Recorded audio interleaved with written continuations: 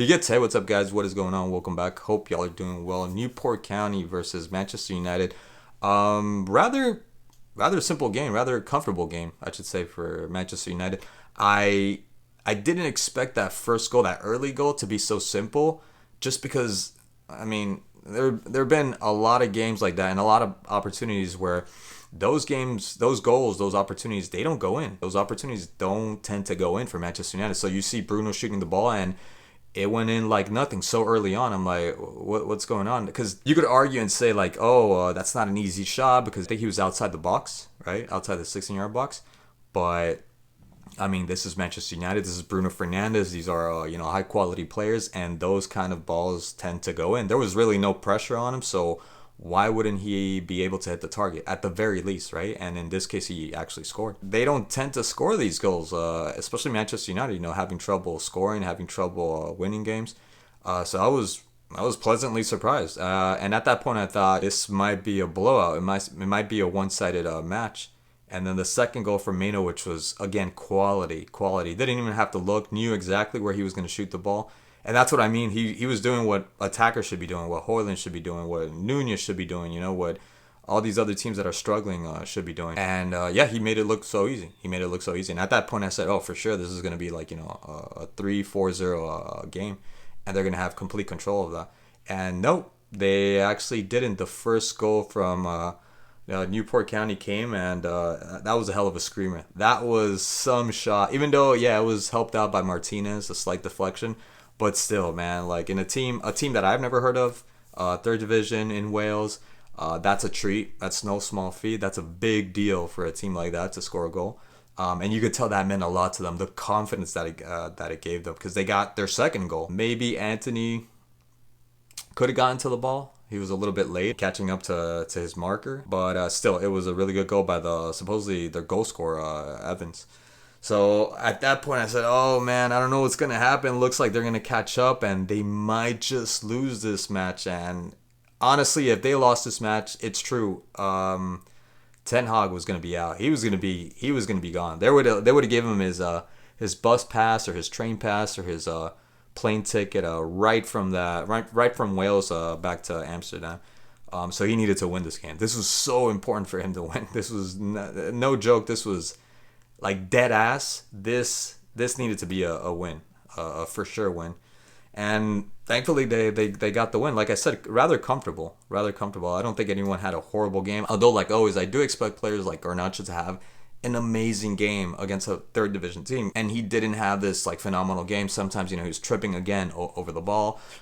He was diving a lot, maybe, or maybe you could say he was getting kicked a lot. But I feel like they had the better of him instead of the other way around, where he was just kind of having fun. And I don't see that. I'm still waiting for that, and I'm waiting in vain, because that's never going to happen, because I said it before. He's not that kind of a player, and he's not going to be that kind of a player for Manchester United. Anthony, man, you know what? I feel for Anthony. I really feel for Anthony, because I think he is a really good player. I was against the idea. This is before I even had the concept of making these videos, when he was going to come to, and it was my brother telling me that Anthony from Ajax, he was going to go to Manchester United, and I said, let me check out his real Brazilian, right? I was interested.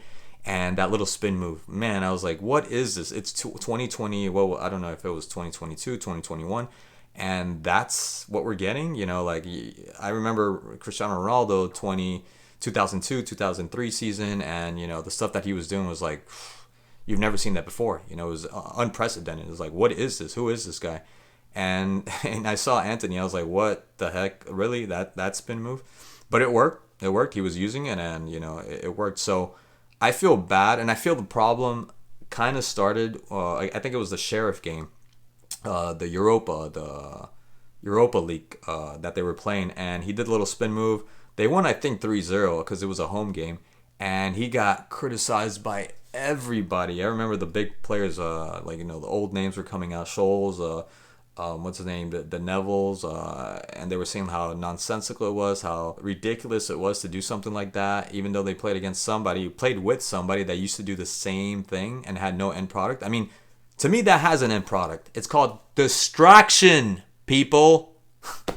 Jesus Christ, like I don't like it. I think it's the corniest thing ever, but it has it has a function. And in that game, I still remember when he did that. He actually did the little spin move, passed the ball, and he left the guy completely by himself. Now, I think it was the timing, his player, his teammate that he didn't read the play. Nobody knew he was going to do that. Everybody was flat-footed. Everybody was flat-footed.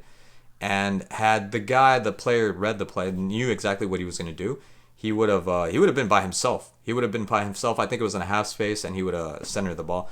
Because that game, I still recall that all they were doing was just throwing in the ball, just constantly centering the ball to Cristiano Ronaldo so he could head the ball, and nothing was really coming out of that formula. They did win 3-0, but he was the only one to actually break the line with plays like that, with a little spin move. And I felt when they took away that, because they told him afterwards, don't do it, because he never did it again. I still haven't seen him do it, so I know they told him, don't you even think about doing that. They took away something very, very important in a player, his confidence. They completely stole away his confidence, and we get this kind of player. He's trying. You could tell in this game. I mean, he scored a goal, but he's not the same player. He's half the player that he used to be when he was Ajax, or even the player that he could have become, because I know he could have been a somewhat useful player. I'm not saying he would have been the best player. I'm not saying he would have been netting, 10, 15 goals per season, but he would have been an assister, at least, an assist player, and he hasn't even done that. In this game, for instance, I remember him doing, I think it was Dalo. Dalo had a good game, by the way. Amazing game by Dalo.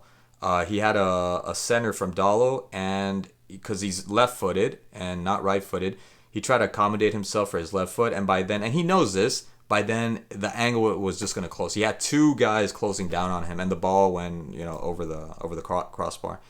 And he should have done what Mainu actually did when I think it was Dalo that centered him the ball, and just shooting it first touch. I know Mainu's right-footed, but still, from that distance, and I think he was inside the box by that time, you should just shoot the ball. I mean, you could hit it with your right foot. You're playing again for Manchester United. You're a high-quality player. You play for the national team, right? He's in the Brazilian national team. Come on, these people know how to shoot left and right. And then he had two opportunities from Garnacho from the left-hand side, and he actually shot it, the first touch, but the defender blocked it, read it. Had he done the pump fake kick in that instance, he would have been all alone, and so alone to the point that he would have been able to accommodate himself for his left foot, if he wanted to, or the outside of his left foot, or the right foot, because he's like right in front of the goalie. There's no way he was going to miss that shot had he done that. And then in tandem, he gets another opportunity, the same play, and Garnacho again with center.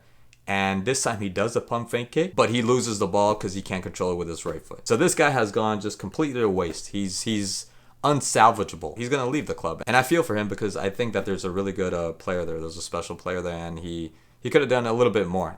He's not my favorite player. I'm not so much standing in defense for him because I like him, but in defense for a player that was robbed of his confidence for something so idiotic over like the way he plays, like his little spin move. I'm not saying it's completely all that, but I think that is a big factor when they probably tell him, don't do this, instead of, let him play the way he plays. That's his essence. Don't rob him of his essence.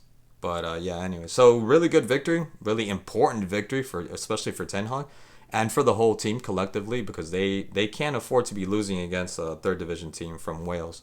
And really good effort by this team, Newport County. Anyways, that's all I got to say. Thank you so much again for listening and watching, and I'll catch you guys in the next one. Peace.